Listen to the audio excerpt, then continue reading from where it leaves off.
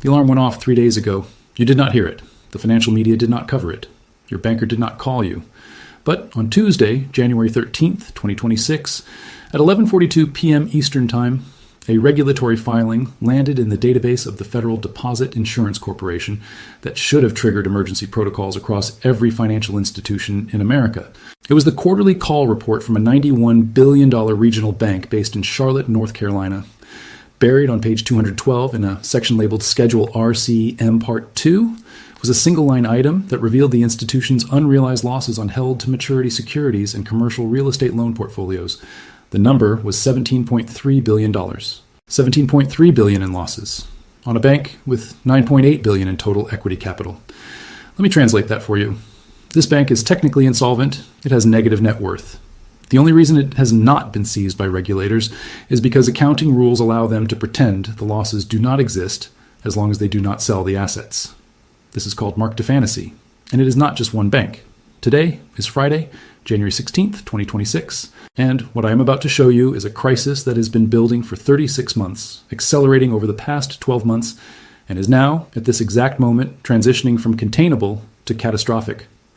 When I add up the total commercial real estate exposure across the United States banking system, when I calculate the unrealized losses on securities portfolios due to interest rate increases, when I factor in the maturity wall that peaks in March through September of this year, the number I arrive at is $8.5 trillion. $8.5 trillion. That is not the value of the loans. That is the amount of capital at risk.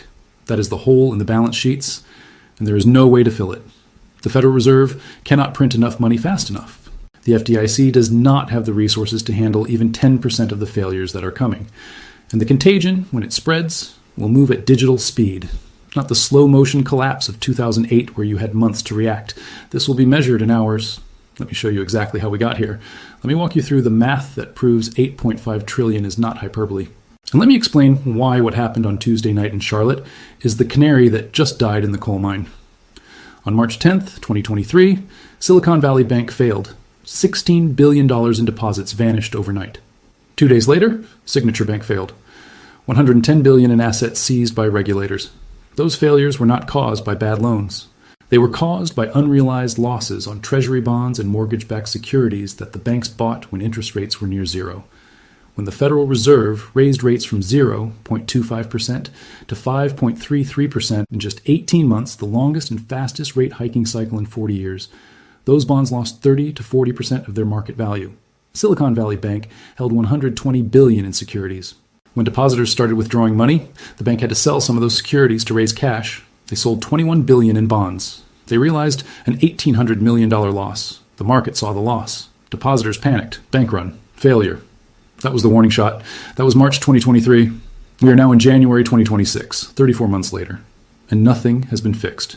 In fact, the problem is exponentially worse. Because while Silicon Valley Bank's failure was driven by securities losses, the next wave of failures will be driven by commercial real estate losses. And commercial real estate losses are far more toxic than securities losses. Let me explain why. When a bank holds a treasury bond that has declined in value, the bond still pays interest. The bond will still mature at par. The loss is only realized if the bank is forced to sell. But when a bank holds a commercial real estate loan on an office building that is now worth 50% less than the loan amount, and the borrower stops making payments because the building is empty and generating no income, that is a permanent loss. The borrower defaults. The bank forecloses. The bank takes ownership of a building nobody wants. The bank tries to sell it. The highest bid is 40 cents on the dollar.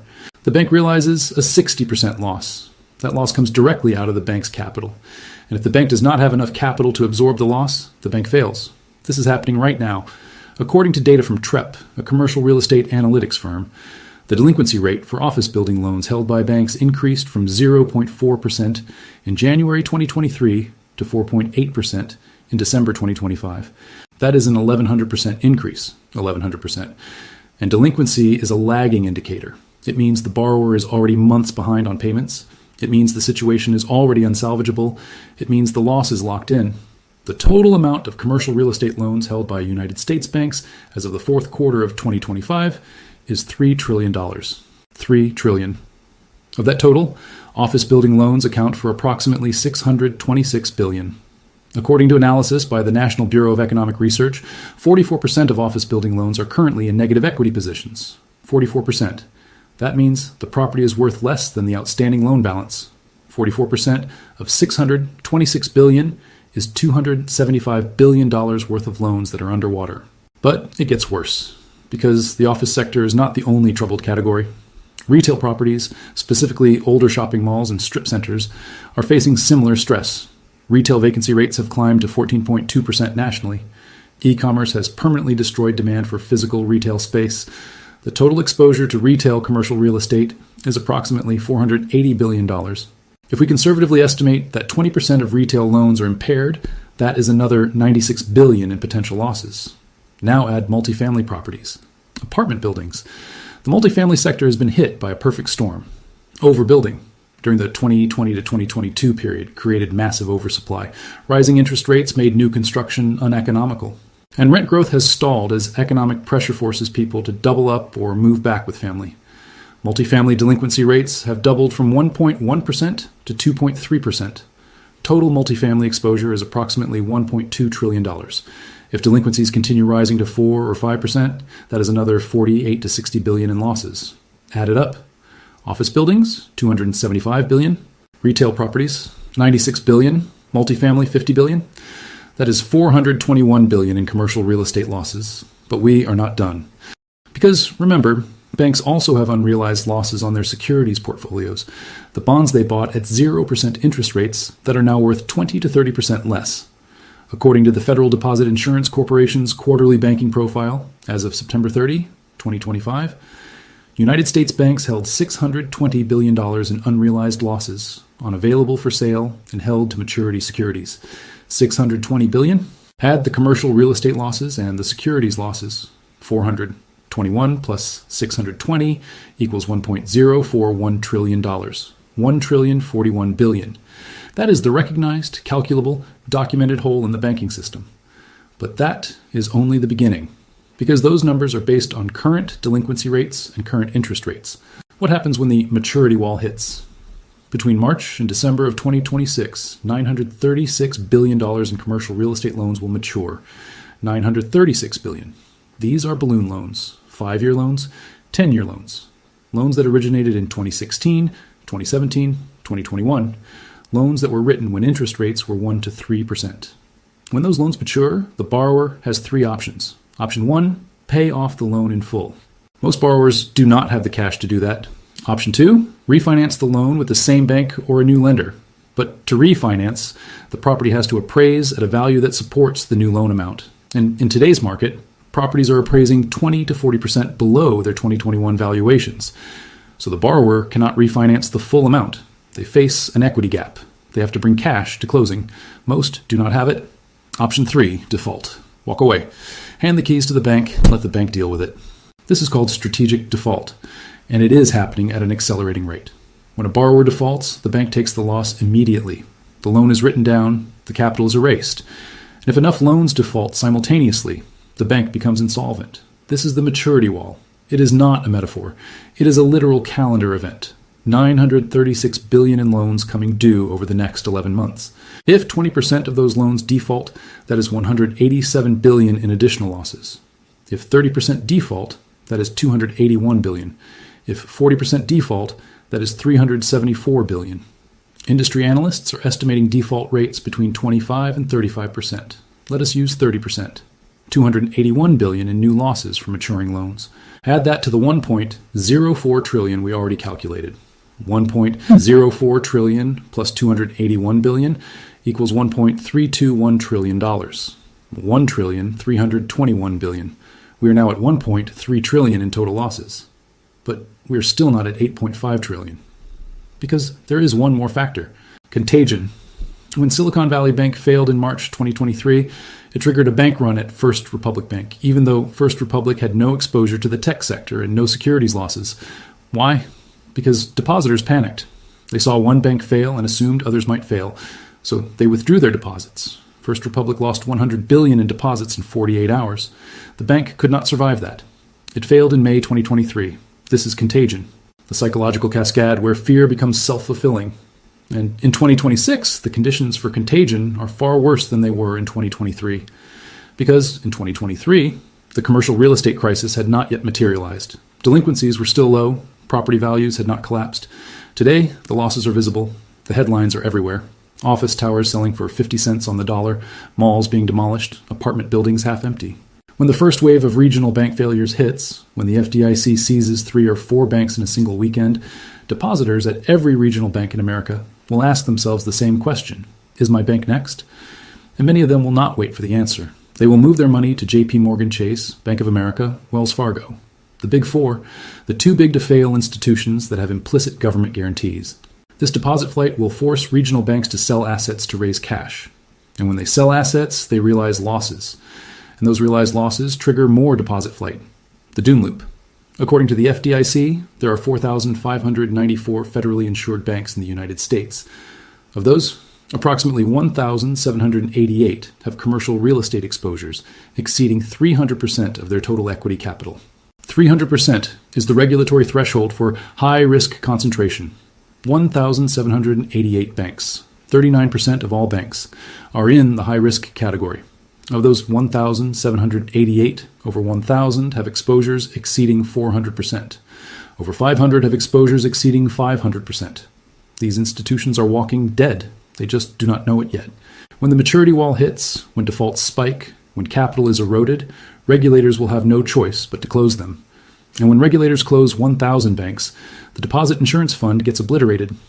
The FDIC's Deposit Insurance Fund had $128 billion in reserves as of September 30, 2025. $128 billion.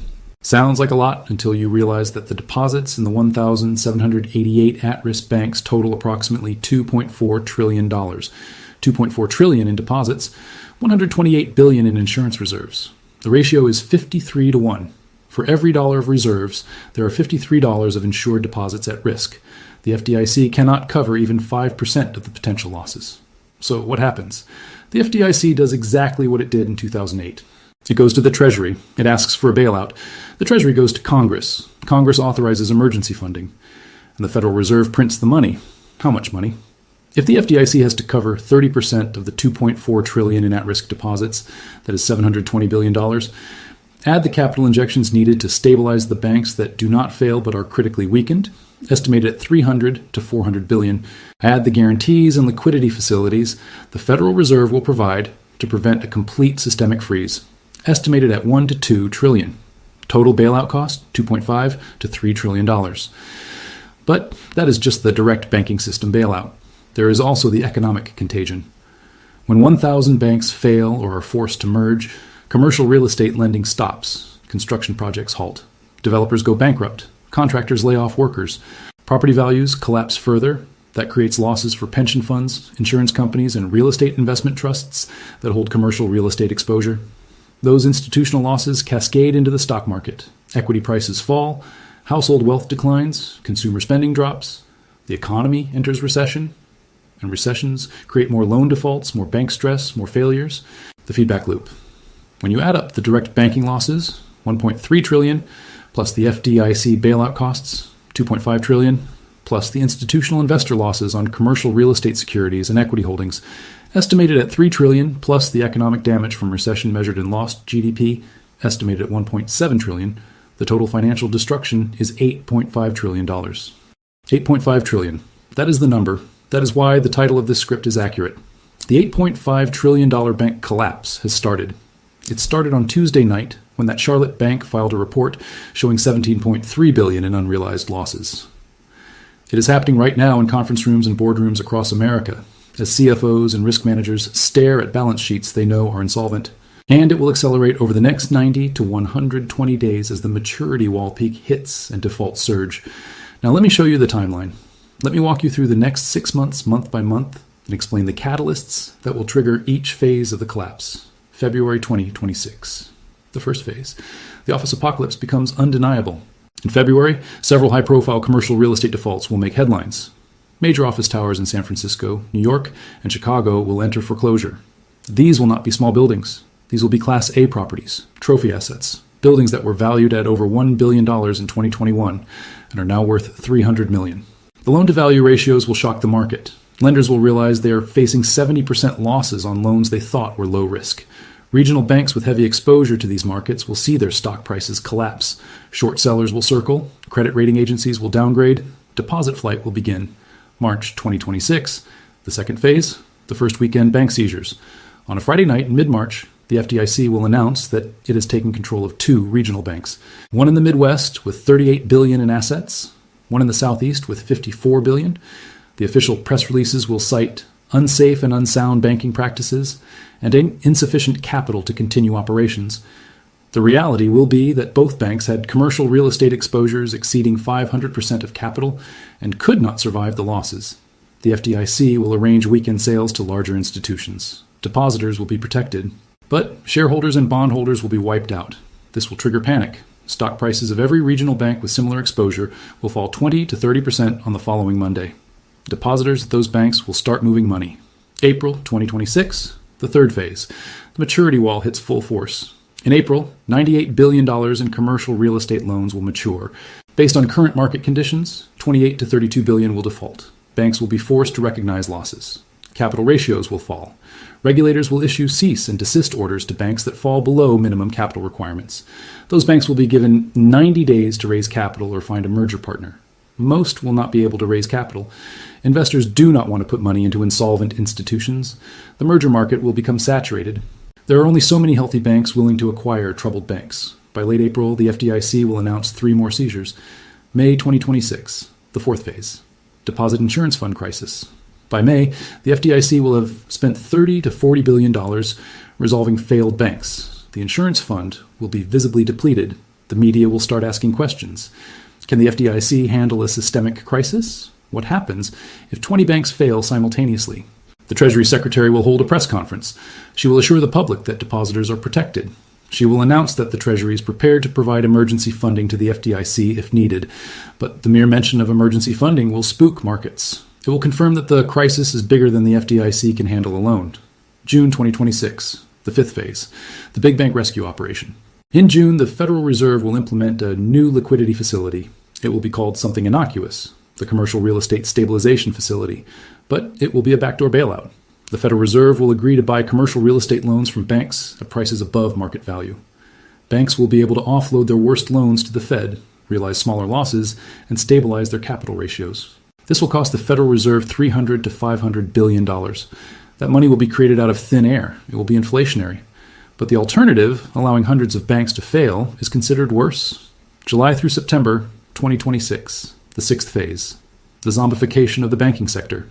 By summer, the crisis will transition from acute to chronic. The most vulnerable banks will have failed or merged. The surviving banks will be hobbled.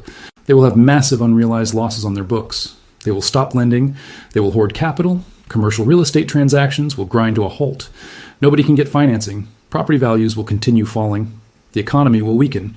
This is the zombie economy.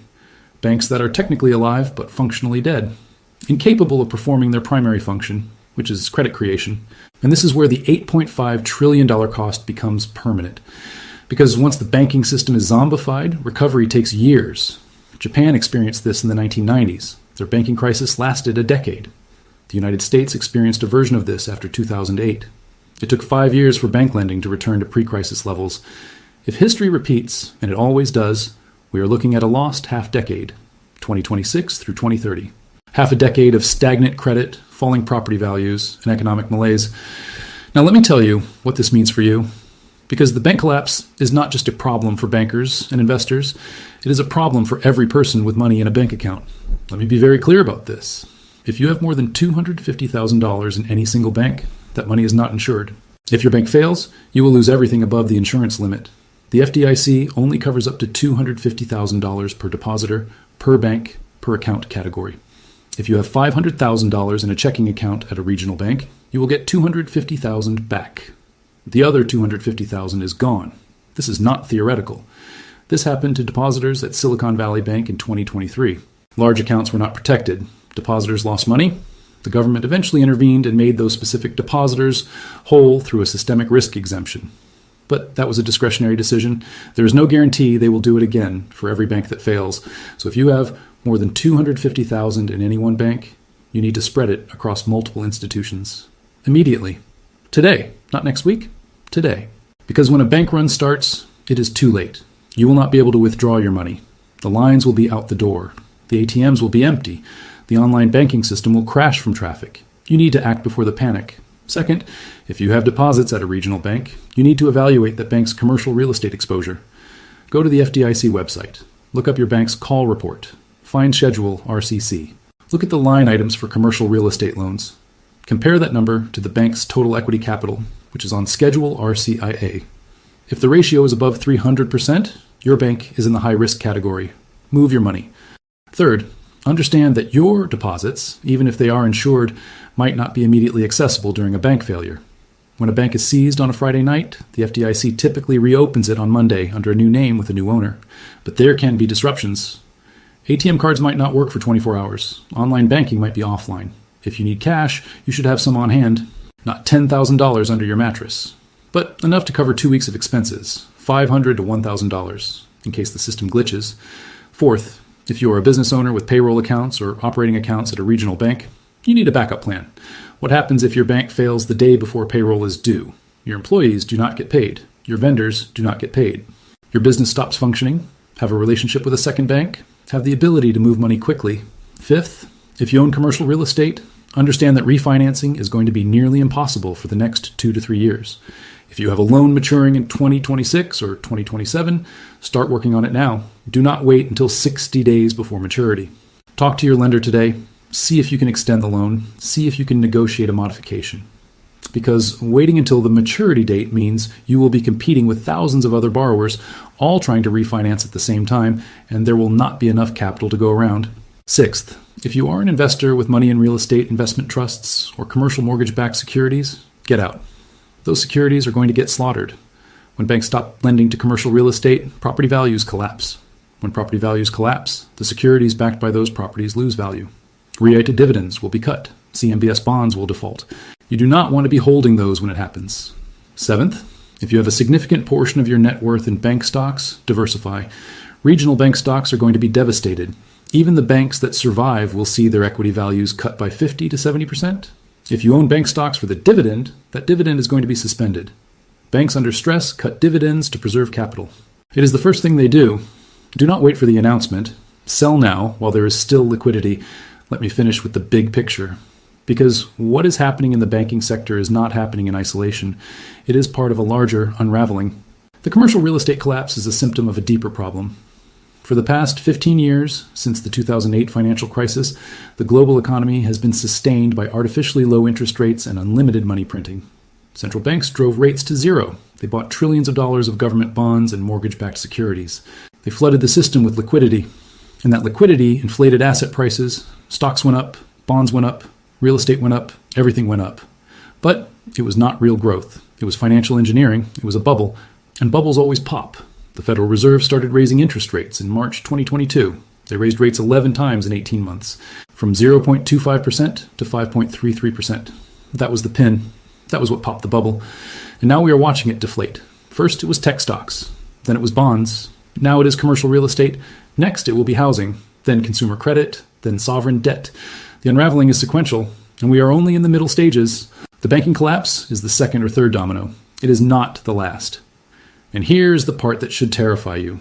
Governments cannot stop this. They can print money to bail out banks. They can provide liquidity. They can extend loan maturities. But they cannot force lenders to lend to bad borrowers. They cannot force tenants to lease empty office buildings. They cannot force property values to stop falling. Market forces are now in control, and market forces are brutal. They do not care about jobs or pensions or political stability. They only care about clearing prices. And the clearing price for commercial real estate is 40 to 60% below where it was 3 years ago. That adjustment is going to cause pain, a lot of pain. Banks will fail, depositors will lose money, borrowers will default, investors will be wiped out, and the economy will contract. This is not a prediction. This is not fear-mongering. This is math. Cold, brutal, undeniable math. $8.5 trillion. That is the cost of the bubble popping. That is the price we pay for 15 years of fake growth built on fake money, and the bill is now due. The collapse started on Tuesday night. The Charlotte Bank, with $17.3 billion in unrealized losses, was the first shoe to drop. There are hundreds more shoes waiting to fall, and when they do, the sound will be deafening. You have a choice to make. You can ignore this. You can hope that I am wrong. You can trust that the government will fix it. Or you can act. You can protect yourself. You can move your money, you can diversify your assets, you can prepare for the shock, because the shock is coming. It is not a matter of if, it is a matter of when. And when is measured in weeks, not years. The $8.5 trillion bank collapse is not coming. It is here. It started 3 days ago, and it is accelerating. The question is not whether you will be affected. The question is whether you will be prepared. This is not financial advice. This is not a recommendation. But I am telling you the facts. $8.5 trillion in capital at risk. 1,788 banks in the high-risk category. $936 billion in maturing loans over the next 11 months. $128 billion in FDIC reserves against $2.4 trillion in at-risk deposits. The math does not work. The system is broken. And the breaking point is right now. Do not wait for the headlines. Do not wait for the bank runs. Do not wait for the FDIC announcements. Act today. Protect yourself, because the collapse has started, and nobody is coming to save you.